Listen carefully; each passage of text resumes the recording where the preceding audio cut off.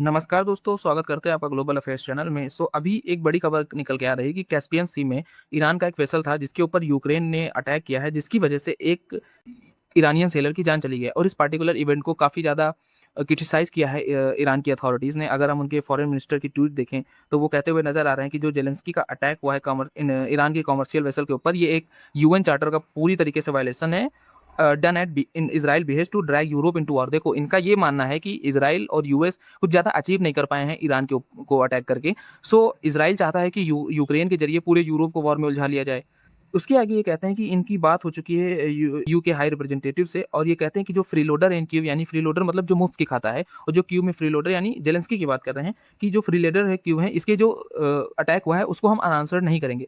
इसी टाइप का particular response पूरे ईरान में है। चाहे अगर हम उनके बड़े-बड़े लॉ मेकर्स की बात करें, जिसमें एक बहुत बड़ा नाम आता है इब्राहिम अज़ीज़ी, उन्होंने भी ये कहा है कि कोई भी अटैक ईरान के ऊपर होता है, ये हमेशा एक कॉस्ट पे आता है।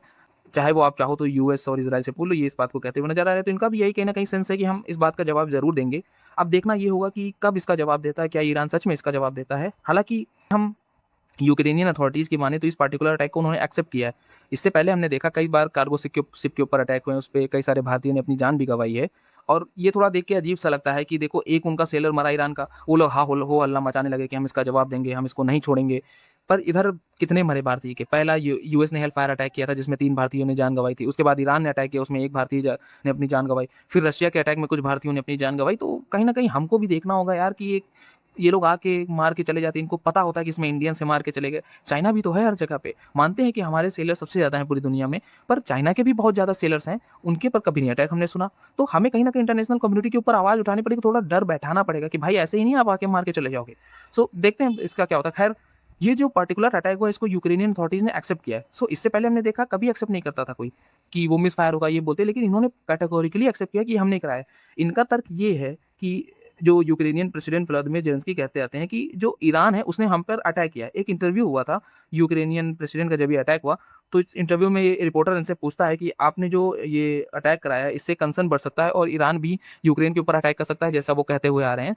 तो जो ज़ेलेंस्की साहब थे उन्होंने रिप्लाई किया कि दे ऑलरेडी अटैक्ड अस। उनका ये थ्योरी है कि जो रशिया है जो ड्रोन्स यूज़ करता है, जनरली चीप ड्रोन चाहे वो शाहीन हो, ये सारे ड्रोन्स आते हैं ईरान से। तो ईरान ऑलरेडी ड्रोन हो गया, आर्म एंड एम्यूनिशन प्रोवाइड कर रहा है रशिया को, और रशिया उसी को लेके यूक्रेन के ऊपर अटैक कर रहा है। अभी कुछ दिन पहले यूक्रेन के ऊपर रशिया ने अटैक किया था जिसमें तकरीबन 15 लोगों ने अपनी जान गँवाई थी, और ये एक ड्रोन टेक्नोलॉजी का एक्सपो चल रहा था, उस पे अटैक किया था, वो भी यूक्रेन की राजधानी कीव में।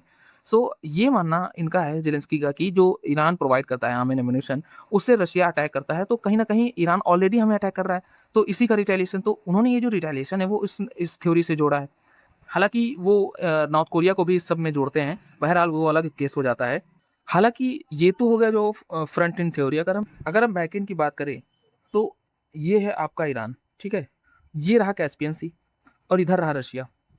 जो ये पूरा का पूरा ट्रेड होता था, ईरान ये कैस्पियन सी के ज़रिए यहाँ तक रशिया तक पहुँचाता था, जिसमें चाहे वो आर्म एंड एम्यूनिशंस हों या फिर ड्रोन्स हों, ये सारी चीज़ें ईरान प्रोवाइड करता था रशिया को। अब क्या हुआ है कि ये जो कैस्पियन सी है, इसी पे अटैक किया है यूक्रेन ने। एक बड़ी प्रॉब्लम यहाँ पे ये आ रही है कि देखो, जो कैस्पियन सी है, बहुत बड़ी लिंक हो जाती रशिया के लिए। ये जो आईएनएसडीसी कॉरिडोर है, ये कैस्पियन सी होते हुए ही गुजरता है। इसके तहत ट्रेड भारत भी करता है। भारत ईरान से भेजते हुए इधर कैस्पियन सी होते हुए अदर भी रूट हैं जो रेल लिंक के द्वारा कनेक्ट किए गए हैं, पर ये एक वाटरवे काफ़ी सस्ता रूट पड़ जाता है। अभी स्ट्रेट ऑफ हॉर्मुज़, जो ये हॉर्मुज़ है आपकी, यहाँ पे क्राइसिस चली रही है, जिसकी वजह से यहाँ पे शिप पास नहीं हो पा रही, और हमने देखा कि एक हॉर्मुज़ की वजह से कितना इम्पैक्ट पड़ा। चाहे वो हम कच्चे तेल के दाम देख लें। अभी क्या हुआ, जो हम लोग एक कहीं न कहीं बहुत बड़े सप्लायर हैं ये रशियन ऑयल के, तो रशिया भी कैस्पियन सी आईएनएसडीसी के ज़रिए ही भेजता है। हालाँकि उधर से भी एक रूट है जो व्लादिवोस्तोक होते हुए आता है, उसकी अगर हम बात छोड़ दें तो इधर से हमारा एक मेजर ट्रेड होता है। ये कहीं न कहीं क्रिपल होगा, और उसकी वजह से इम्पैक्ट रशिया और इंडिया दोनों के ऊपर पड़ेगा। इसके साथ-साथ अगर हम बात करें, तो इसी रूट के ज़रिए जो सारा कुछ है, ईरान भी इधर पहुँचाता है रशिया, और रशिया भी ईरान की तरफ सब पहुँचाता है। ये पार्टिकुलर जो बॉर्डर बॉडी काफ़ी इंपॉर्टेंट बन जाती है रशिया और ईरान दोनों के लिए। अगर इस पे अटैक होता है तो इन दोनों का ट्रेड जो है वो कट जाएगा। इससे क्या होगा कि रशिया के ऊपर इम्पैक्ट आएगा फाइनेंशियली, इवन ईरान के ऊपर भी आएगा। ये जो आर्म एंड एम्यूनिशन एक दूसरे को पहुँचाते हैं, चाहे वो S-300 डिफेंस सिस्टम रशिया ने ईरान को दिया था, या फिर ईरान ने जो अपने शाहीन ड्रोन ये सब भेजता है रशिया, ये रुक जाएँगे। इससे फ़ायदा किसको होगा? ज़्यादातर अगर हम फ़ायदा देखें तो 3 पार्टीज़ को होगा। एक तो तुम्हारा इज़राइल हो गया, और दूसरा यूएस हो गया। क्योंकि जब ये ड्रोन वगैरह नहीं आ पाएंगे, तो ये काफ़ी बम्पर स्ट्राइक कर सकते हैं अभी थर्ड वेव जो इनका बचा है। उसके साथ साथ यूक्रेन भी आर्म एमुनेशन जो रशिया को मिलना है, क्योंकि इतनी लंबी वॉर हो चुकी है, रशिया के पास जो आर्म एमुनेशन थे वो खत्म हो रहे हैं और ईरान उनको रिचार्ज कर रहा था, वो नहीं हो पाएगा, तो यूक्रेन के ऊपर जो अटैक करने की कैपेसिटी है रशिया की वो कम हो जाएगी। सो इससे फायदा दोनों पार्टी को हो रहा है। अब देखना ये होगा कि इस पार्टिकुलर इवेंट के बाद जिसमें कई सारी पार्टीज इंवॉल्व हो गई, तो कहीं ना कहीं ये एक ट्रायंगल, डबल ट्रायंगल ना बन जाए। देखो, इधर यूक्रेन और रसिया भिड़े हुए हैं, इधर ईरान, इजराइल और एक यूएस, ये दोनों भिड़े हुए हैं। अभी क्या हो रहा है कि ये दोनों एक दूसरे की म्यूचुअल हैं, एक दूसरे की मदद कर रहे हैं एक दूसरे के खिलाफ। अभी हो गया जाएगा अगर ईरान रिटेलिएट कर देता है यूक्रेन के ऊपर, तो पूरा का पूरा यूरोप, जैसे यूक्रेन गेटवे है, तो पूरा का पूरा यूरोप हो सकता है ईरान के ऊपर अटैक करते, तो ये एक वर्ल्ड वार वाली सिचुएशन बन जाती है। इसमें हो सकता है फिर आगे चल के चाइना भी कूद जाए, तो ये एक वर्ल्ड वार की सिचुएशन बनती। अब इसमें देखना होगा ये कि क्या पार्टीज रुकती हैं, क्योंकि जैसा ये लोग स्टेटमेंट दे रहे हैं मुझे नहीं लगता है रुकने वाले हैं।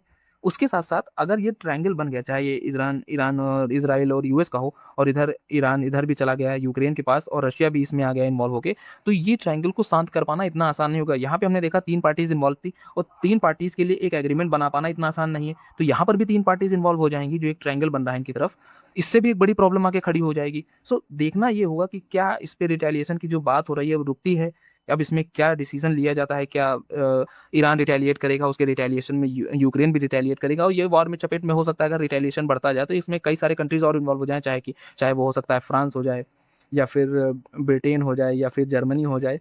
सो ये एक वर्ल्ड वॉर की तरफ ले जा रहा है जो कि इम्पैक्ट करेगा पूरी दुनिया को। सो मेरा सिंपल सा मानना ये है कि ना हो तो ज़्यादा बेहतर है, क्योंकि इसको लेके हम सब झेलेंगे और इसका इम्पैक्ट इंडिया के ऊपर सबसे ज़्यादा आएगा। और एक डेटा के अनुसार इंडिया को अपने क्रूड ऑयल इंपोर्ट के लिए अभी बिलियंस ऑफ डॉलर एक्स्ट्रा खर्च करने पड़ेंगे, तो ये हमारे लिए ही डेफिसिट है। इंडिया इस वक्त एक यूथ इकोनॉमी है, गोल्डन पीरियड में हम आज चल रहे हैं, जिसमें हम काफ़ी तेज़ी से ग्रो कर सकते हैं, तो हम नहीं चाहेंगे कि कोई भी जो एक्सटर्नल फोर्सेज हैं वो हमारी जीडीपी ग्रोथ को इम्पैक्ट करें और हमारी ग्रोथ को ही इम्पैक्ट करें ओवरऑल।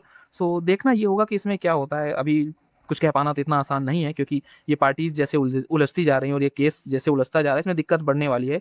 सो देखते हैं आगे क्या होता है। अगर इस पर कोई अपडेट आती है तो मैं आपके लिए वीडियो बना दूंगा। तब तक के लिए आप वीडियो को प्लीज़ लाइक कीजिएगा, कमेंट जरूर कीजिएगा और सब्सक्राइब कीजिए चैनल को, ताकि आप जुड़े रहें हमसे। और मिलते हैं आपसे नई वीडियो में। तब तक के लिए good bye and thank you so much watching. God bless you all.